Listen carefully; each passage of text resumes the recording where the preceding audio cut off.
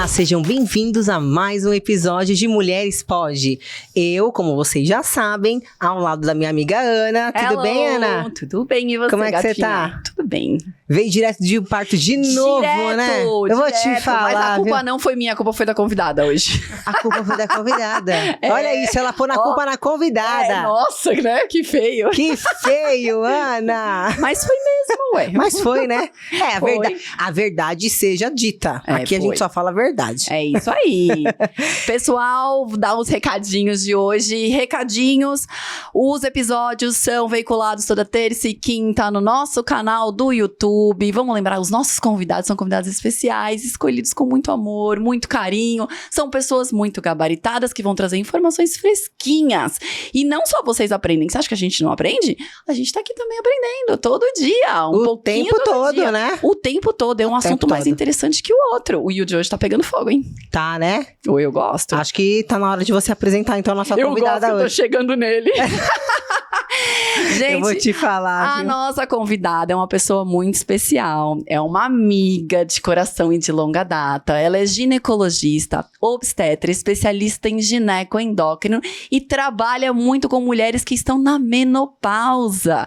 Ela é a minha querida doutora Ana Paula Tarstano. Seja muito bem-vinda. Bem-vinda. Muito obrigada, meninas, pelo convite. Um prazer estar aqui. Vamos ver se a gente consegue tirar algumas dúvidas, esclarecer algumas coisas aí sobre essa fase dos 40 a mais, né? Ai, gente! E olha, são muitas dúvidas, viu? São muitas, com certeza. É o que eu vejo por aí. Eu não estou nessa fase ainda não, gente, mas eu vejo muito por aí. Já tô chegando, então por isso. Aninha, querida, conta um pouquinho de você. A medicina na sua vida sempre foi seu plano, seu desejo, ou foi algo que aconteceu? Como você foi parar na faculdade de medicina de Mogi? Bom, a medicina era uma ideia já desde a pré-adolescência, assim, sempre quis ser médica. Fui muito incentivada pela família, eu sou a única médica, na verdade, da minha família. Caramba. E aí, passei em Mogi, foram 6 anos incríveis da minha vida, e caí na ginecologia obstetrícia. Para vocês terem uma ideia, eu morava numa república, mas para eu pagar as contas para conseguir morar fora de casa, eu instrumentava a cirurgia. Então, a partir do 3º ano da faculdade, eu comecei a instrumentar a cirurgia. E às madrugadas tinha muito parto. E eu tinha a sorte de dar plantão com um professor da Universidade de Taubaté. Ele estava lá dando plantão. E ele me ensinava um monte de coisa. Então, eu cheguei na residência de ginecologia e obstetrícia já fazendo parto. Mas, assim, custou muitas madrugadas aí, em claro, mas foi uma oportunidade. Eu ganhava um dinheirinho, instrumentava a cirurgia e aprendia com esses colegas que eram plantonistas. E aí, acabei entrando na GO. É uma paixão. E aí, comecei a estudar um pouco mais das mulheres com mais de 40 anos. E vi a necessidade de abraçar essas mulheres que são carentes de informação, né? Mais pra frente, a gente pode conversar um pouquinho sobre essa fase da menopausa, que é aterrorizante para muitas mulheres, né? Com Isso certeza. mesmo. É isso que a gente quer saber de você, bastante. Então, a princípio, você ficou na ginecologia e na obstetrícia. E como entrou a parte endócrina? Como foi? Então, quando a gente termina a residência, que são 3 anos de gineco, de GO, a gente vai para uma pós-graduação. E eu tinha que escolher, eu sempre gostei. Pra vocês terem uma ideia, a minha dúvida na hora de prestar a residência, se eu ia fazer ginecologia ou se ia para endocrinologia, Olha. né? Para fazer clínica e endócrino. É uma área que eu tenho muita paixão. Eu acho incrível esses feedbacks hormonais. Uma coisa que é produzida lá longe tem efeito lá no dedão do pé, assim. Eu acho incrível, sou apaixonada mesmo por isso. Então, eu consegui aliar 2 paixões com a ginecologia endócrina, né? Então, a gente estuda todos os dias. Porque mulher é hormônio, né, gente? Sim. Mulher é hormônio e mulher é cada dia de um jeito. Uhum. De verdade. Mulher de fases, literalmente. Exatamente. Literalmente. Então, é muito bonito quando você consegue integrar tudo isso e resolver questões que, para algumas pessoas, pode ser uma bobagem, tipo uma TPM, né? Para outras pessoas, às vezes é o que define a vida dela, né? Sim. Eu tenho pacientes que têm questões legais, por exemplo, com questões hormonais, com TPM, já foi parada na polícia, Caramba. divórcio, suicídio, tentativa de suicídio. Então, são coisas que a gente realmente pode mudar a vida de uma mulher, né? Basta a gente conseguir compreender como ela está em cada fase do ciclo do dia, né? Do mês, do ciclo menstrual dela. E não paramos por aí ainda, porque ainda tem a medicina integrativa, né, para contar nessa história que entrou na sua vida. Eu acredito, Ana, que a medicina integrativa ela é a medicina do futuro, deveria ser a medicina do presente, já deveria ser a medicina do passado, assim. Eu ia Aquela falar que a gente isso, já deveria ter devia ter aprendido, começado né? há muito tempo, né? A medicina integrativa nada mais é do que você ter um olhar integral do paciente. Hoje eu não consigo praticar medicina sem perguntar do sono dessa mulher, de como está o grau de estresse dessa paciente. Então, assim, tudo começa a se conectar. E se a gente olhar lá para trás, pensar dos nossos avós, né, Amanda? Como é que eles falavam?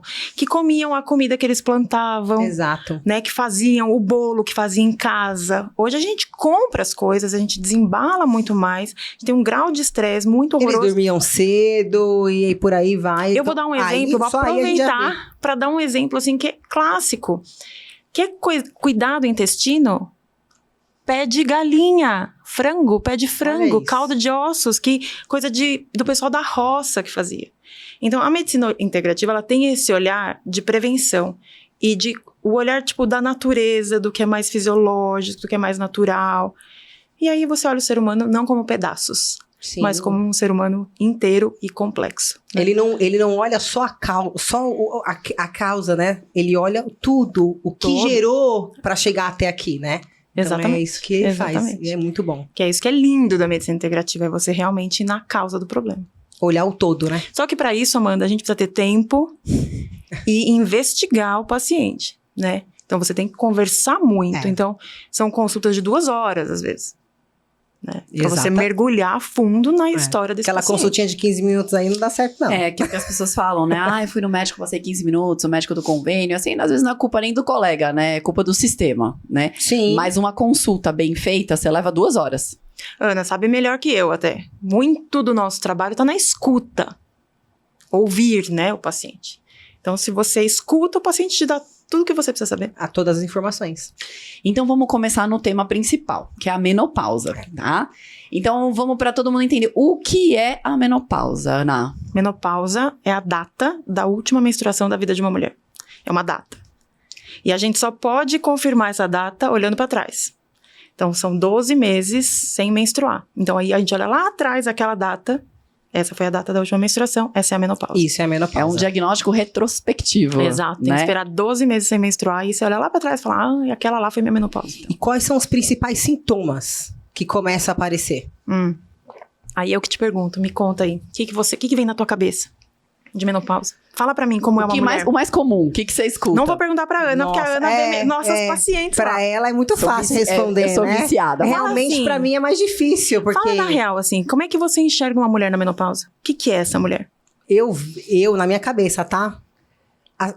Toda queda hormonal que eu digo... É porque eu também sei de algumas coisas da parte hormonal, mas tá cansada, desanimada, sem libido,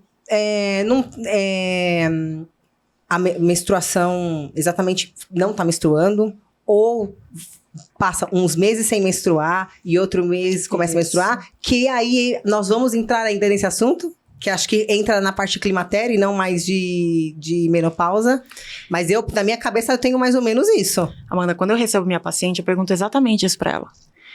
Na tua cabeça, o que é uma mulher na menopausa? E muitas me falam, e eu também tinha essa ideia, daquela senhorinha de roupinhas largas, toda enrugada, cabelinho grisalho, se abanando.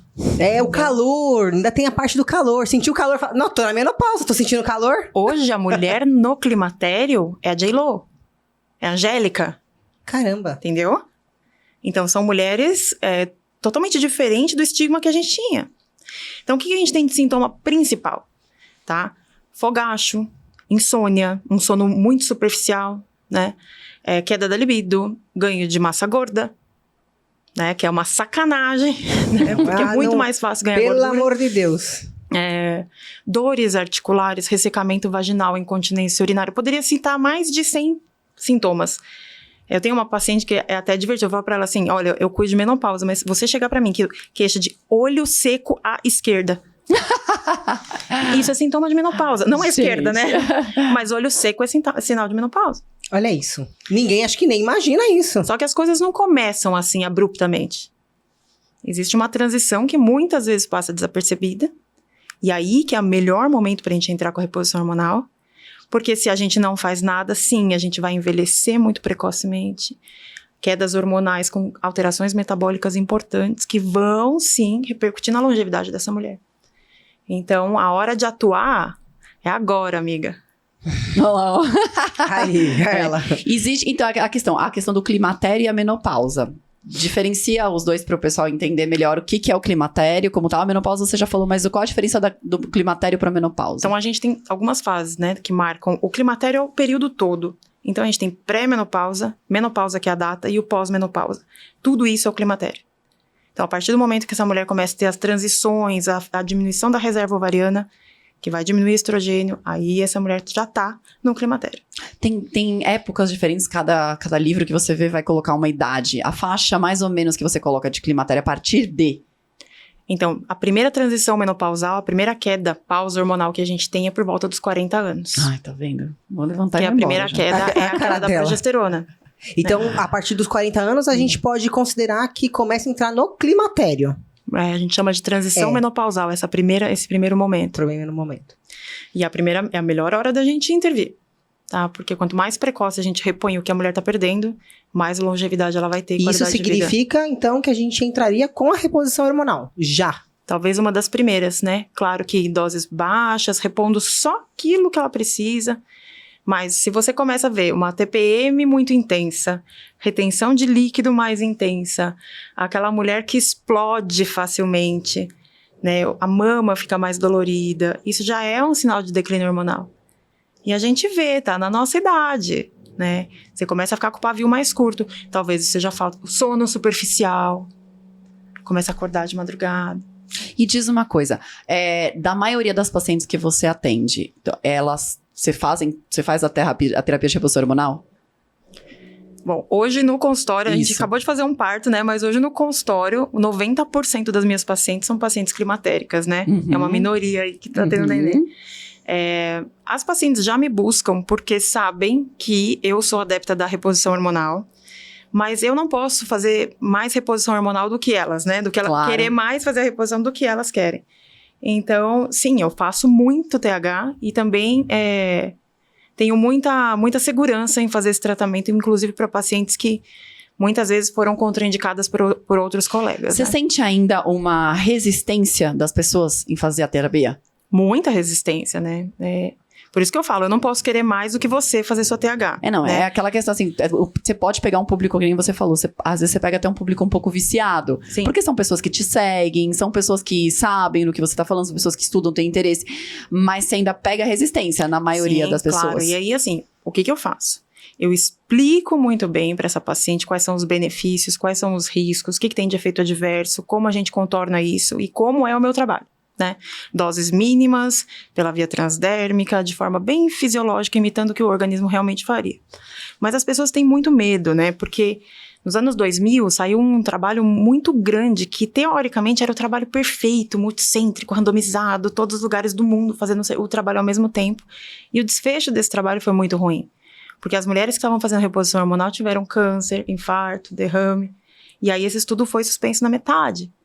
E aí ficou um estigma disso, né? Ninguém parou. Agora a gente para analisar por que aconteceu isso, né? Então, hormônios sintéticos pela via oral, um público não bem estabelecido, então pacientes que não eram realmente as melhores candidatas para TH, e aí teve um desfecho ruim. Então, hoje o meu trabalho é selecionar muito bem quem pode e quem não pode. E quando eu falo que não pode, é porque eu realmente esgotei todas as possibilidades, né? Então, eu mergulhei a fundo para saber que não pode. Não posso privar uma mulher, né, de fazer a reposição hormonal e ter benefício, longevidade e qualidade de vida. É que muitas têm muito preconceito ainda quando você fala reposição hormonal, né? Existe muito preconceito. Nossa, mas eu vou tudo eu já não sou começa... velha pra isso. Ou fala, não, eu não preciso disso, eu vou alterar outras coisas e eu não quero. Mas vai melhorar tanto outras que ela nem imagina. Sabe de nada. Eu tenho é? uma paciente, Amanda, que fala assim, eu pergunto, a senhora dorme bem? Ah, eu durmo super bem. Uhum. Aí eu entro com... Você não faz isso? Oh. Aí eu entro com uma medicação que pode ajudar a aprofundar um pouco mais no sono e tal. Tá fazendo, doutora, eu achava que eu dormia bem. Não, e aquela história, a gente fala assim, você dorme bem? Durmo. durmo, eu deito e durmo. Acordo uma vez só pra fazer xixi. Sonha? Não, não sonho. Então você começa a ver, não dormiu legal, não é aquele sono de verdade, mas a pessoa acha que ela dormiu bem, né? Então, realmente tem esse erro. Agora, o medo maior das pessoas é o que você falou, Aninha, é o câncer. Né? Agora, sim, a terapia, ela é contraindicada para as pessoas que têm antecedentes familiares de primeiro grau, que tiveram câncer? Não, para quem tem antecedente familiar, não é contraindicado. Entretanto, a gente precisa investigar muito bem essa paciente. Então, é muito diferente eu ter um parente de primeiro grau que teve câncer de mama lá com 60, 70 anos, do que eu tenho uma parente de primeiro grau, minha mãe, que teve câncer aos 40 anos, aos 35 anos. Então, a gente tem que investigar, tem que avaliar também perfil genético, porque pode ser que tenha mutação de gene. Aí, a gente já vai ficando com um pezinho um pouquinho mais atrás, porque alguns tumores de mama têm receptor para estrogênio e progesterona, que seria a comidinha do tumor, né? Então, assim, são casos pra gente individualizar. A gente tem mais preocupação com os tumores de mama. Por exemplo, uma paciente que chega pra você, minha mãe teve um tumor de tireoide. Tireoide não é contraindicação. Assim, tem alguns tumores que são contraindicados. Mama, endométrio, alguns tumores benignos do sistema nervoso central, que a gente chama de meningiomas. Útero, ovário, alguma coisa assim? Ovário também, endométrio, né? Ovário é contraindicado também. Mas a gente tem que cuidar também, porque o câncer de mama está sendo muito prevalente, né? Então, se eu não fizer reposição hormonal para uma mulher que tem um antecedente familiar, só por, assim, sem analisar direito essa história, talvez eu esteja privando ela de muitos benefícios, né? Com certeza. Então, a gente precisa individualizar bem. É uma paciente especial? Sim, é uma paciente especial que você tem que olhar com muito carinho, com muito cuidado, protegê-la mesmo de todos os lados antes de fazer TH. E como você mesmo falou, a terapia de reposição é uma cereja do bolo. Quais são as outras orientações que você cobra dos seus pacientes? Tem muita paciente que eu não faço TH. Tem muita paciente que chega e fala assim, olha, eu vim aqui porque você é especialista em menopausa, só que eu não quero fazer reposição hormonal. Eu quero. Eu já fico com aquela cara assim, bom, tudo bem. Então, vamos fazer a lição de casa. Qual que é a lição de casa? Primeira coisa, né? A cabeça tá em cima porque ela produz hormônios que são fundamentais. Por exemplo, glândula pineal produz melatonina. Teu sono tem que estar ok. Então, se você dorme com televisão ligada, se você dorme com celular na beira da cama, pode começar a cortar tudo isso, porque a gente precisa potencializar o que você já tem de hormônio.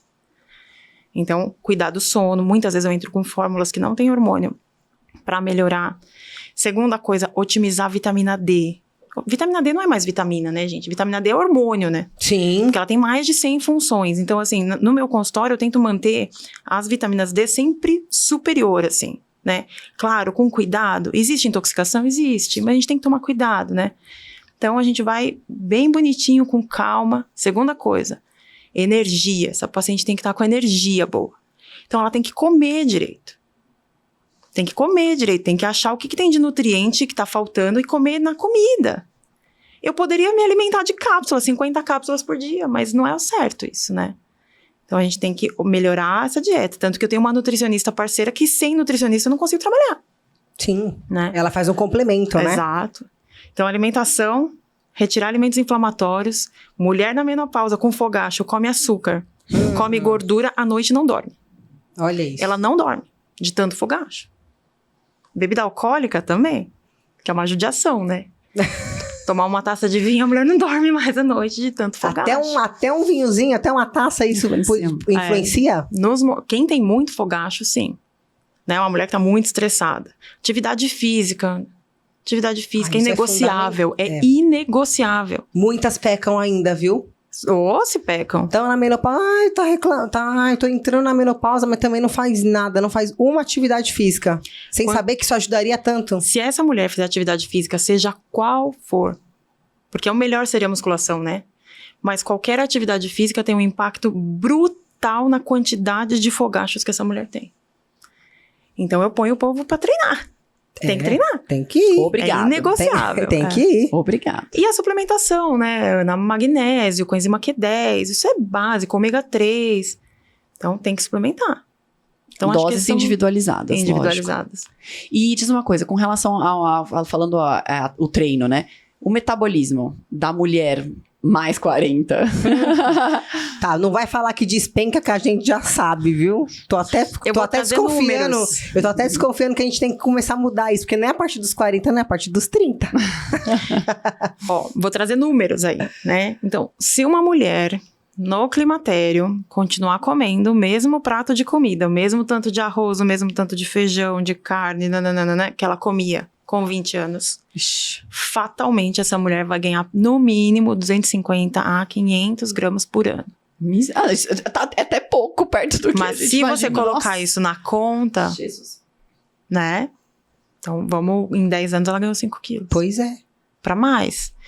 Daí o metabolismo começa a diminuir muito, né? E os 5 quilos diferente, né? Porque parece que quando a mulher entra nessa fase, até a curvatura do corpo muda. Muda tudo, parece que ela fica mais quadrada, não é isso? Amanda, é assim, ó. O estradiol, que é o hormônio que a gente produz junto com a ovulação, digamos assim, ele mantém a mulher com corpo de violão. Mantém a cintura fina, o quadril mais largo, as pernas mais roliças. Quando você tem um declínio da produção desse hormônio, a deposição de gordura fica alterada. E aí fica corpo de bisnaguinha. É, fica de coxinha, panetone. Então, por isso, é muito, muito importante a mulher treinar. E a reposição hormonal, ela vem para frear essa mudança estrutural do corpo, né? Então, Mas aí nesse caso, então, seria só através da reposição hormonal. Porque o que tá acontecendo? Essa mulher, ela começa a ganhar gordura, porque tem o declínio hormonal, e essa gordura se deposita em lugares que não deveriam se depositar. Então, se você repuser o hormônio, beleza, você mantém a deposição de gordura no formato violão, digamos No lugar assim. certo. Mas tudo bem, se você não ganhar gordura, você continua violão. Concorda Exato. comigo? Né? Só que ganhou. Então, por isso, a atividade física e a reposição hormonal são estratégias aliadas, né? Associadas. E é mais difícil ganhar músculo? Muito mais difícil, muito mais difícil, justamente porque esse metabolismo está prejudicado, né? E a mulher tem um declínio da produção de testosterona. Mais pra frente, depois de uns 5 anos de menopausa, você já começa a ver um declínio da produção de testosterona. Então, a testosterona é muito importante para a massa muscular. O músculo tem muito receptor para testo. Aí vem mais um preconceito da mulherada que não quer usar testosterona, que é contra, né? Ó, Que é o que mais tem por aí. Gente, hoje eu peguei uma paciente com testosterona de 800. Então, assim, a gente tem que ter muita parcimônia quando a gente fala de testo, né? Testosterona, a gente tem que repor um pouquinho, fisiológico, para que essa mulher tenha uma devolução daquilo que ela perdeu. Só que a gente vê declínios muito importantes. Então, às vezes, a gente tem que usar uma dose um pouquinho mais alta, mas isso também muito individualizado. Mas testosterona é um hormônio que é fundamental para a mulher. Essa história de que testosterona é um hormônio masculino não cabe para mim. Testosterona é um hormônio que faz você levantar da cama todo dia e sorrir. Eu falo que a testo é o hormônio do tesão, do sexo, mas tesão de vida também. Sim. Uhum. Né? Quem levanta da cama, que vai trabalhar, cuidar de filho, de casa e tudo mais, né? Ânimo, disposição. Tem muita deficiência de testosterona passeando por aí como depressão. Tem muita paciente com cortisol ruim passeando por aí com quadros de depressão. Por isso, talvez isso seja tão frequente, um sintoma, entre aspas, tão frequente dessa Sim. fase. É por isso que o pessoal fala, tá aumentando a depressão, né? O diagnóstico tá aumentando. Às vezes é isso que a doutora Ana acabou de falar. A serotonina, por exemplo, que é um neurotransmissor que a gente tem, que é do bem-estar, da leveza, da alegria, também sofre oscilação durante a menopausa, porque estrogênio e progesterona estão associados com serotonina. É complexo, demorei uns 20 anos para aprender isso, mas eu juro por Deus, está associado. E a mulher experimenta uma queda. Então, a depressão, ela é real? É real, tá? Principalmente se a mulher dorme mal. Essa mulher que dorme mal, ela acorda mal, ela passa o dia mal, exausta. À noite o marido quer transar, ela tá exausta. E sem libido. Sem libido nenhuma. Aí ela sabe que à noite ela não vai dormir, e aí fica nessa bola de neve, né? É um ciclo, E né? essa questão do sexo é algo que pega muito a mulher na menopausa. Não só pela baixa da libido, mas pela secura vaginal também. Essa é uma queixa. Dá uma explicada dessa questão da secura vaginal? Essa é a queixa de 10 em 10 pacientes que passam no consultório, né? Queda de libido. coisa mais importante, assim, que muitas mulheres nos procuram por conta da libido. Aí você vai ver que o sono tá ruim, que o fogacho tá cheio de fogacho e tal. É só a pontinha do iceberg. Mas a queda da libido, ela é não só pela queda da testo, mas principalmente pela queda do estradiol. Então, por que a gente fica cheia de vontade no período fértil? Lá pelo 12º dia do ciclo, quem menstrua, quem não dá uma pílula, com certeza tem aumento da vontade de fazer sexo. Porque você faz o pico de estradiol. Então, com a queda do estradiol, a gente tem queda de libido. E a testosterona, ela está relacionada com o desejo, com a fantasia, com o pensar em sexo, com o programar a relação, né? Você sentir o desejo mesmo. O ressecamento vaginal está relacionado com o estradiol. Então, a mucosa vai ficando cada vez mais fina, menos elástica, menos lubrificada, aquela mucosa que vai ficando pálida, enrijecida. E a mulher vai para a cama sem tesão, não lubrifica direito, e aí a hora que tem penetração, com uma vagina seca que não tá receptiva... Dói, né? Machuca? Dói, eu já tive que dar ponto em vagina. Meu Deus. Você já fez isso também, Ana? Pronto-socorro a gente vê. Né? Então, às vezes você tem que fazer sutura, porque faz fissuras grandes, né? Lacerações grandes. Então, a gente não pode deixar de olhar com muito carinho pra essa mulher, porque nós estamos falando de uma mulher de 50 anos. Nós não estamos falando de uma senhora de 95. Eu ia falar que tá jovem ainda. É uma mulher que tá trabalhando, é uma mulher que tá ativa. É uma J-Lo da vida. É, mulherão com 50 anos. Ainda mais hoje, né? Então, como que a gente repõe? A gente tem várias estratégias, né? A reposição hormonal é uma delas, a fisioterapia, o laser vaginal é excelente para ressecamento vaginal. Excelente. Como funciona o laser? Laser vaginal são feixes de luz, igual a gente faz pro rosto, né? Que eles vão estimular o colágeno da região da mucosa, um pouquinho mais profundo, e aí vem vindo o colágeno, aumenta a espessura dessa mucosa, aumenta a vascularização, aumenta a lubrificação, e aí então é uma vagina que tá mais receptiva para ter uma penetração. Então isso que é importante, a gente devolve a função da vagina, porque a vagina ela só serve para ser o canal de parto e para receber a penetração do pênis, né? Ô, Ana, sabe que uma coisa que eu queria que você explicasse, que é uma coisa que a gente conversou outro dia, que eu falei pra você, vamos perguntar pra Ana pra ela explicar direitinho, a relação da mulher na menopausa com infecções de urina de repetição. É justamente por isso, né? É pela falta do estradiol, você perde essa proteção, porque a vagina, ela tem um tônus, que a gente chama, né? Que é um viço, digamos assim, da pele, que mantém, por exemplo, a uretra selada, fechadinha. A uretra tem que ficar fechadinha, né? Quando você perde estradiol, essa uretra já vai ficando mais afrouxadinha. E aí é muito mais fácil você migrar bactérias, né, da região perianal para a uretra e para a bexiga. Além do que, a flora vaginal dessa mulher já está totalmente diferente, desequilibrada. Então você perde defesas, né? Então é muito mais fácil ter infecção urinária. Hoje a gente tem várias estratégias, né? Repor hormônio é uma boa, a gente tem imunoestimuladores hoje para infecção urinária de repetição. E os implantes se aplicam para essa fase? Se aplicam muito, né? Então, os implantes, eles têm sido cada vez mais estudados. É uma via de administração que simula a via fisiológica. Então, por que eu não prescrevo estradiol pela via oral? Porque o estradiol pela via oral, ele passa por todo o trato gastrointestinal e ele passa 2 vezes pelo fígado. Nessa primeira passagem do fígado, ele aumenta o fator de coagulação e aumenta a produção de proteínas que podem não ser tão legais, inflamatórias no nosso corpo. Isso aumenta o risco de trombose, de embolia. Então, quando a gente passa pela via transdérmica ou subdérmica, que é a do implante, a gente tem benefício nesse sentido. Porque o ovário, ele funciona desse jeito. Então, o ovário tem uma rede de veias e artérias e ele joga o hormônio direto na corrente sanguínea. Na pele ou na gordura embaixo da pele, essa rede de vasos também funciona. E a gente joga o hormônio diretamente na corrente sanguínea. Alguma coisa intramuscular também não seria... Mulheres não devem fazer a reposição pela via intramuscular, né? Eu até vejo algumas mulheres fazendo testosterona intramuscular, mas a literatura não apoia ainda, tá? Porque aumenta o risco de hepatite medicamentosa. Entendi. Né? Então, a gente evita o uso de testosterona, estradiol pela via intramuscular, não. Mas pela via subdérmica, sim. Então, implante, creme, gel, isso tudo... Então, gel, adesivo e implante, tá? Então, são as melhores estratégias que a gente tem. Alguma coisa que dá pra fazer com a soroterapia?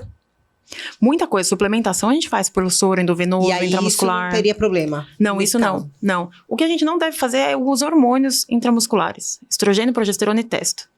Não se deve fazer. Tem alguns hormônios que a gente pode fazer? Até tem. Mas eu acho que, basicamente, os que dá menopausa, a gente deveria fazer só pela pele ou subderme, Então, adesivo é uma alternativa legal para aquela mulher que tá correndo no dia a dia. Eu até uso o adesivo antes de indicar o implante, para ver se eu cheguei na dose certa mesmo. Porque aí eu ponho o implante e ela vai ficar sossegada lá 6 meses, 1 ano. E a atuação desses, quando você começa a reposição hormonal, a diferença é sentida em quanto tempo? Quando a gente põe implante?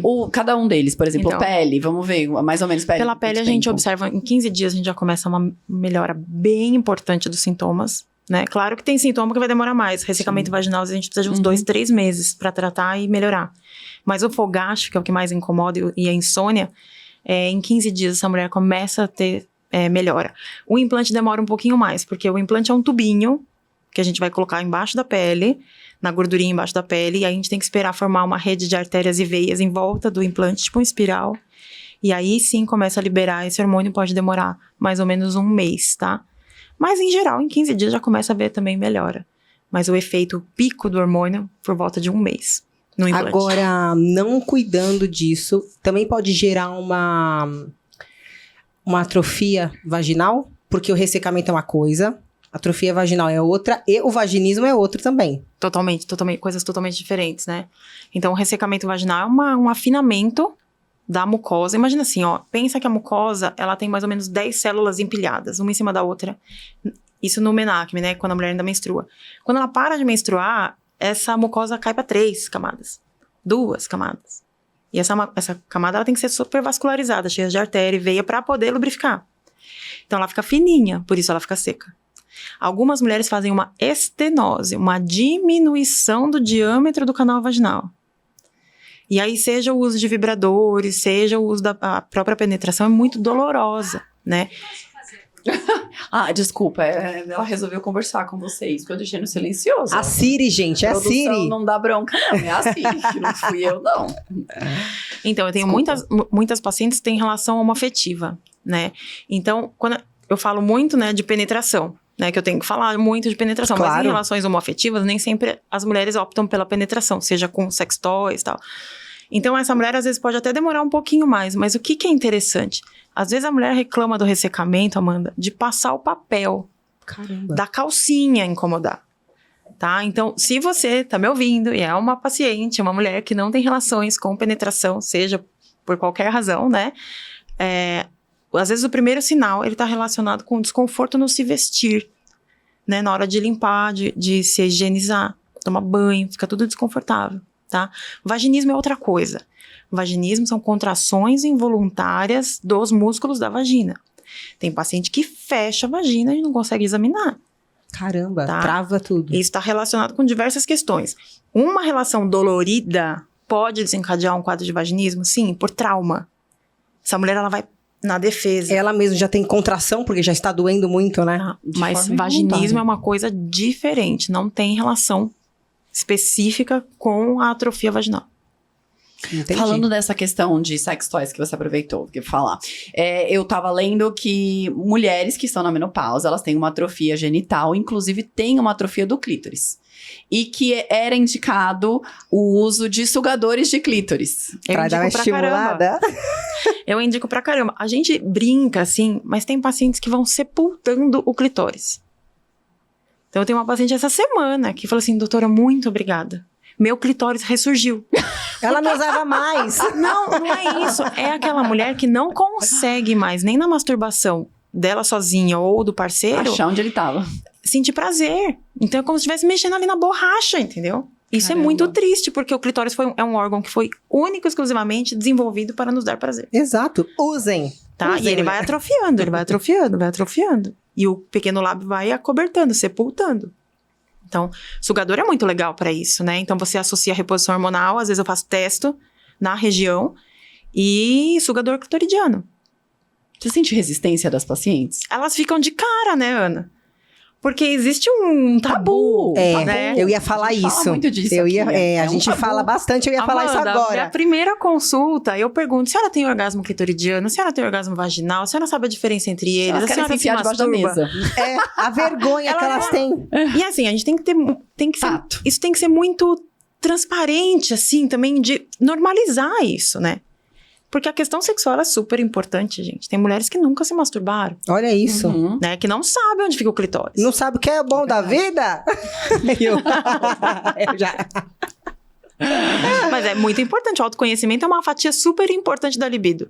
Mulher que não se conhece, que não se toca, não vai saber ensinar. E muito provavelmente não vai saber nem sentir e perdurar o estímulo que pode levar ao orgasmo. Sim. Então, autoconhecimento é tudo. A mulher que não sabe deixa o seu prazer na mão do outro. E se o outro não souber também... Ferrou. Ana, mas tá também não lascada. precisa estar com o clitóris atrofiado pra usar o sugador clitoridiano, né? Pode começar a usar bem pode antes usar disso. Pode. Mas o que eu te pergunto é justamente por isso, pelo tabu que as pessoas têm. Você imagina, você chega no gineco achando que ela vai te dar um remedinho e ela chega assim, senhora, compra um sugador. Compra um sugador. Compra um sugador, compra um vibrador. Eu já pensei em Imagina abrir a uma Karen. lojinha paralela, Ao lado, né? olha aí. Do lado. É que isso se configura Olha aí. venda casada, então é melhor não fazer. Mas seria muito mais fácil, você concorda? Você pega uma senhora de 60 anos com uma atrofia clitoridiana que nunca ouviu falar em vibrador ou que morre de preconceito Sim, e vergonha e tal. exato. Preconceito com ela mesma, né, Sim, na verdade. sim. Aí eu falo, você já tira da gaveta, né? Fala assim, Pronto, toma de é. presente. Fala assim, ó, é um jeito Ia de ser facilitar, ótimo. né? Ainda mais se chegou nessa fase, ela tá sem parceiro nenhum. Não tem assim, ninguém pra poder gente. ajudar ela. Não, eu vou falar uma coisa aqui, se tiver parceiro ouvindo a gente. Eles precisam estar junto nessa fase. É osso pra mulher passar pela menopausa. Você Deve acorda com a pele de um jeito, no dia seguinte já derreteu. Você não dorme direito, você tá estressada, você tá cansada, você ainda tem que trabalhar. Então, muita paciência e muita parceria. É importante os caras entenderem também. É verdade. O maridão tá ali do lado. Porque o homem não sente tudo Não. isso que a mulher sente. Eles não sabem. Eu tenho um marido que vai em todas as consultas. Olha aí. E eu dou parabéns pra ele todas as Olha vezes. isso. Maridos, vão à consulta com suas Pra mulheres. entender, né? qual é Nessa que é. fase, pelo menos, né? Pra ajudar. Os sintomas são bem variados, como a gente expôs até agora. Existe alguma forma da gente evitar? Ou pelo menos fazer com que a gente tenha menos sintomas nessa fase? Então, o que a gente sabe, né, que quanto mais inflamada a paciente, então, sobrepeso, sedentarismo, tabagismo, isso potencializa os sintomas da menopausa. Então, por exemplo, uma mulher como eu, de 40 anos, ainda não entrei na menopausa, mas em breve estarei lá. Se eu fizer tudo isso que você tá falando, minhas chances, lógico, não é uma garantia, mas as minhas chances de ter uma menopausa mais leve são maiores? Eu adoraria poder dizer que sim. Eu adoraria. Não, Mas, eu ia perguntar se infelizmente, tem como retardar alguma coisa. Não tem como. Amanda, isso está em estudo. Talvez no ano que vem ou daqui uns anos eu volte aqui e vou falar, gente, Olha. descobrimos como postergar a menopausa. Olha que Ai, beleza. podia ser logo, né? Ia ser maravilhoso. Que lá seja pra antes de eu frente. completar os 40, por favor, de preferência. Mas não tenha medo. A menopausa, ela pode ser muito suave se você começar a tratar antes. Antes de ter calorão, antes dela se instalar.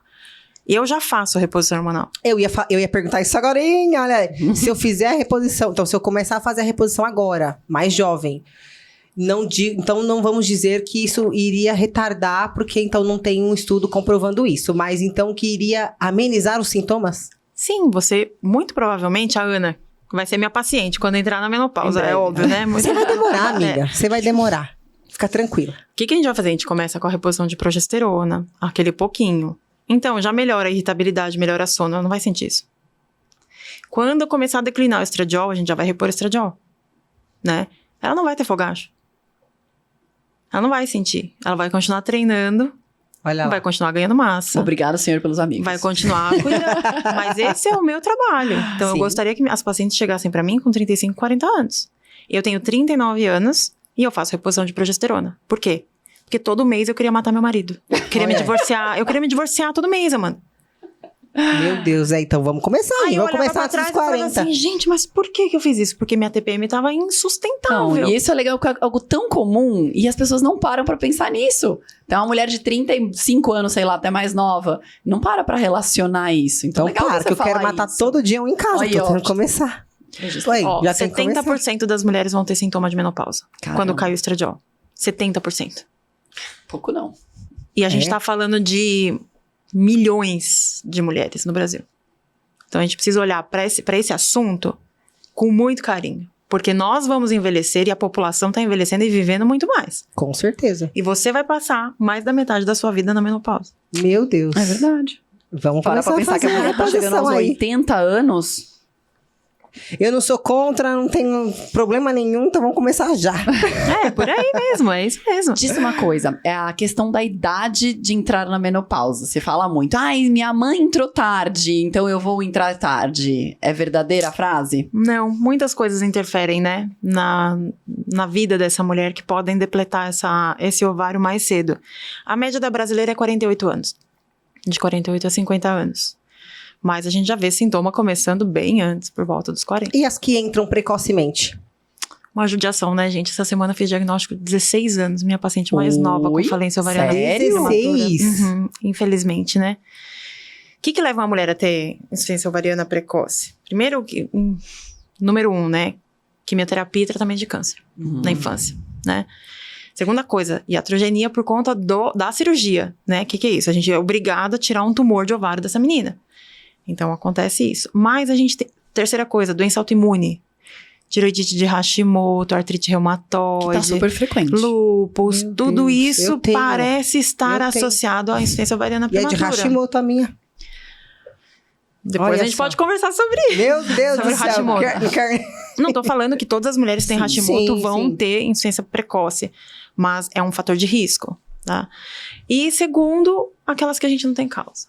Mas a gente tem que descobrir essa causa porque cada vez mais eu faço diagnóstico mais cedo de menopausa precoce. Olha, São 16 eu achei que era anos. pouco, não achei que era tão frequente assim a menopausa precoce. Hoje a gente tem alguns hormônios que podem ajudar. Os últimos congressos mostraram alguns valores de referência desse hormônio que a gente chama de hormônio antimileriano, que podem fazer uma previsão de quando essa mulher vai entrar na menopausa, né? Claro que não é o melhor estudo que a gente tem, mas a gente começa a entender como é que essa mulher vai funcionar baseado nesse hormônio. Então, antes dela entrar na menopausa, isso vai garantir que essa mulher possa ter a escolha de, então deixa eu correr para engravidar, porque o meu sonho é ter um filho. Então, agora não dá mais para esperar a promoção do trabalho para poder ter um neném. Isso é bom. Isso Então, é muito bom, que vem pra ajudar, né? Sim, com O que é incrível, os estudos estão crescendo demais nessa área, porque agora sim, parece que a mulher está sendo muito valorizada, a mulher de 40, 50, né? E aí, a gente precisa estudar essa mulher. Então, tem muita coisa nova chegando. Eu faço parte de um grupo de mentoria, são 80 médicos no Brasil, e a gente só estuda a cada 15 dias todos os artigos que saíram de menopausa, a gente senta, lê, Olha, estuda que e legal. discute. Então, é muito interessante, Que tem muita bacana coisa isso. nova E vindo o pela mundo frente. inteiro tá mais voltado pra isso agora também. A gente tem que ter alguns critérios, porque reposição hormonal é uma coisa difícil, é séria, não é fácil e tem que entender muito de fisiologia. Então, é uma coisa muito séria. A gente não pode banalizar a reposição hormonal. Porque sim, se você fizer de forma errada, se você usar doses erradas, você vai observar aumento de Prejudica casos de mesmo, né? câncer de mama, vai ter câncer de endométrio. Então, sempre tá em mãos especializadas para fazer isso. Isso é muito importante. Agora, a menopausa, ela por si só, ela já tem... Ela dá aumento de pelo no corpo? Dá, porque a gente... Olha que sacanagem, né? A menopausa é uma Até sacanagem. isso, né? Vou te falar. Aumenta, porque a gente tem uma mudança da fisiologia hormonal. Então, o tecido gorduroso passa a produzir, por exemplo, testosterona, que aumenta pelo. Basicamente, assim. E aí, se você fizer uma reposição com a testosterona, ela vai ajudar a dar mais pelo ainda, né? Isso depende de algumas variáveis, Amanda, porque tem gente que tem mais receptor para testosterona na pele e tem gente que tem menos. Quem tem mais vai ser muito sensível, então o cabelo vai cair, pode aumentar a barba, pelo, clitóris pode aumentar, a voz pode engrossar. Então, depende muito da sensibilidade do paciente. Tem como driblar isso? Tem, né? Existem medicações que a gente melhora a sensibilidade do receptor de testosterona e tal. Mas é meio que a gente tem que ver como é que vai ser. Cada organismo reage de uma forma, né? Jeito. Testosterona em dose adequada não é pra dar pelo. Não é pra dar pelo. Tá? Mas a menopausa por si só, ela dá mesmo. Aumenta. Mesmo sem a testosterona, ela dá. Aumenta. Olha isso, tá vendo? Aquele pelinho aqui assim, ó. A mulher sofre, viu, gente? A mulher sofre. A mulher pode, mas ela sofre. Não é fácil, não. Não é de jeito nenhum. E diz então uma coisa. A mulher que tá na idade, digamos assim, no climatério, tá? Ela precisa alterar as idas, a data, o tempo de ida ao ginecologista. Por exemplo, todo mundo fala ginecologista uma vez ao ano. A mulher que faz reposição hormonal, a mulher que tá no climatério, ela precisa ir mais vezes ao profissional? Não existe, assim, uma definição de literatura, tipo, das sociedades, assim, de quanto em quanto tempo essa mulher tem que ir ao médico por conta da reposição hormonal. Teoricamente, uma vez por ano, pra fazer toda a rotina. Só que é uma mulher que flutua muito a parte hormonal. Então, são queixas que podem vir aparecendo. Então, eu vejo as minhas pacientes a cada 6 meses. No primeiro ano, às vezes, eu estreito ainda mais esse laço pra gente poder ajustar, porque eu sempre busco a menor dose de hormônio que compense os sintomas da paciente. Então, às vezes, essa busca pela menor dose, ela exige um acompanhamento mais próximo. Mas, uma vez por ano, para fazer mamografia, uma vez por ano para fazer Papa Nicolau, e sempre pra gente checar. É muito importante a gente examinar a mulher, né? E quem tá fazendo reposição hormonal tem que palpar a mama, tem que fazer tudo direitinho. É isso. Tem que ter mais cuidado. Sim, com certeza. Então, acredito que pelo menos as 2 vezes no ano tem que estar lá na gineco, né? É que quando a gente fala, assim, para grandes públicos como vocês, né? A gente tem que falar da saúde pública de uma forma geral, Sim. né? Então, uma coisa que é muito importante, eu sempre falo da reposição hormonal, que não deve ser feita pela via oral, que não deve ser feita pela via oral, mas as medicações bioidênticas pela via transdérmica são medicações caras, Amanda. E a gente também tem que ter um olhar muito criterioso, porque muitas mulheres não têm condição de comprar essa medicação e estão lá sofrendo, entendeu? Então, aí vale sim a pena a gente reavaliar o uso até de medicações via oral. Oral. Porque aí é Porque tem benefícios cardiovasculares, osteomusculares, cognitivos. A gente tá relacionando, tá falando no cenário ideal. Quando você fala o cenário ideal. Uhum. Então, o ideal é que fosse acessível, que todo mundo pudesse. Realmente seria o ideal. E aí, talvez entraria com o oral, como ela diz, para poder dar vez para quem não tem condições financeiras de pagar caro numa transdérmica. O que eu acho que é importante, a gente ter a possibilidade de cuidar de todo mundo. Sim. Né? Pelo menos que essa mulher menopausada seja escutada pelo ginecologista. Isso é importante, né? Porque aí esse ginecologista, ele vai poder decidir o que ele acha que é prudente. Eu não uso reposição hormonal pela via oral no meu consultório particular.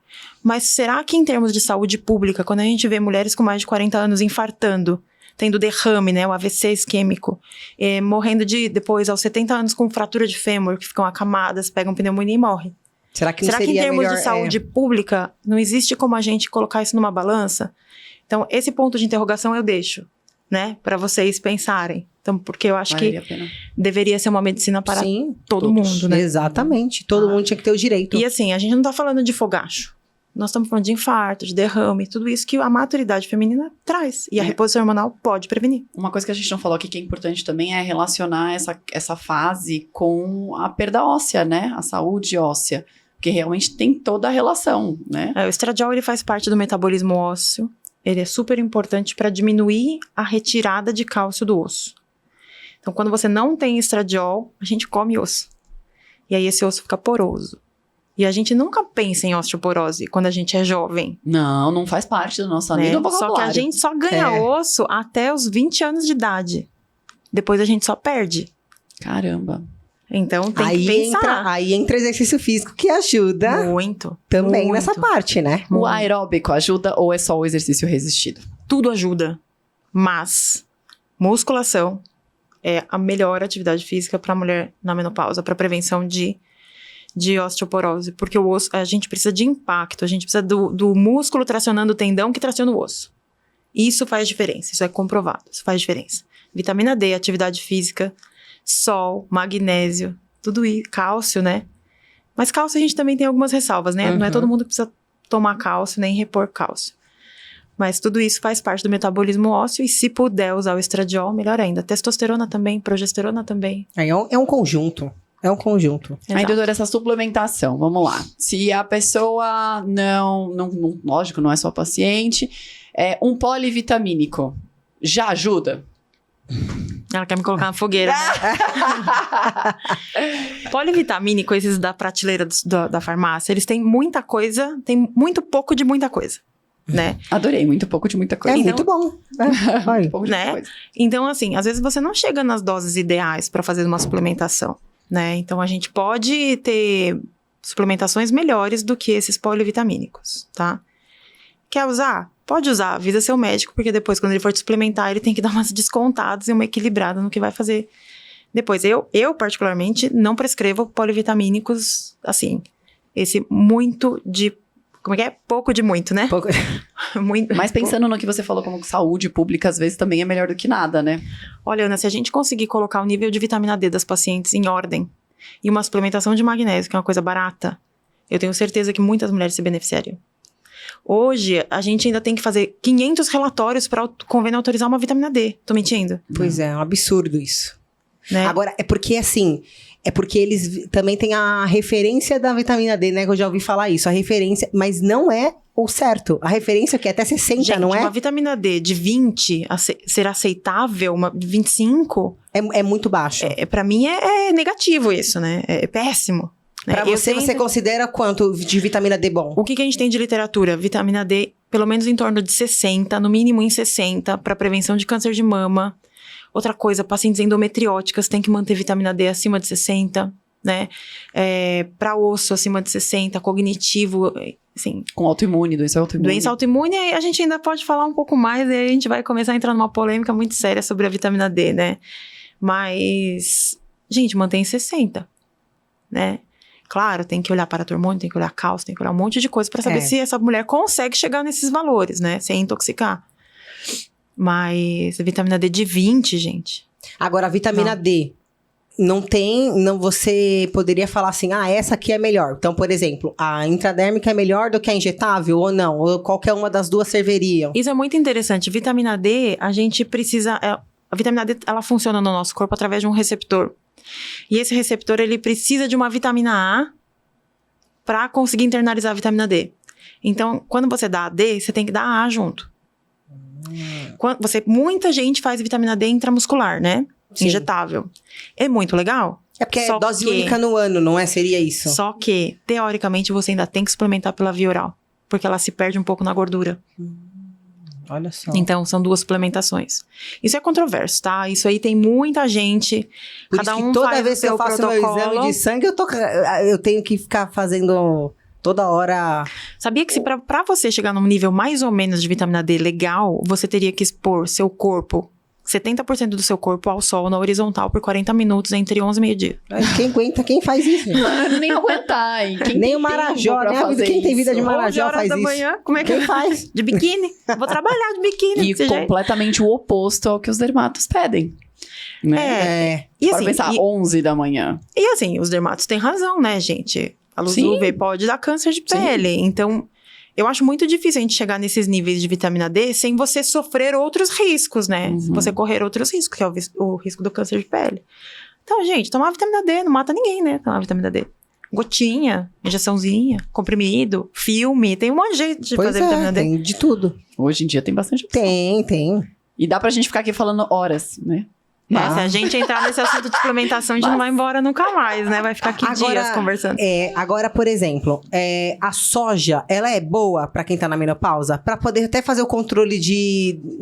De ela sintoma? Não, Fitoterápico, tanto assim? de sintoma quanto até na parte do peso, né? Porque vai fazer uma dieta porque aumenta muito o peso. Ou seja, você tá acostumado a comer uma quantidade, você tem que diminuir pelo menos metade para poder tentar manter o peso. E olha lá ainda, nessa fase. Então, assim, ajuda em alguma coisa mesmo? Se a gente pensar na soja que você plantou no quintal da sua casa, tudo bem. O problema é que a soja no Brasil, 90% é transgênica. E aí você... Todas modificadas. Então tem essa questão aí também, né? E soja, ela tem um fitoestrogênio. Então, ela funciona como uma reposição hormonal, claro, que em doses muito baixinhas. Então, é ótimo consumir soja, se for orgânica, né?